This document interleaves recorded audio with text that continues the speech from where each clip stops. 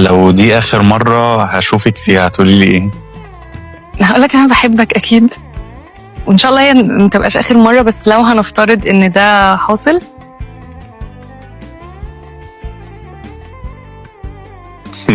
اكيد مش ده اللي هيحصل. بس هقولك ان انا بحبك، وان انا بدأت اعيش حياتي او احس ان انا ليا حياه وليا دنيا لما انت بقيت موجود. كل بقى الحاجات اللي فاتت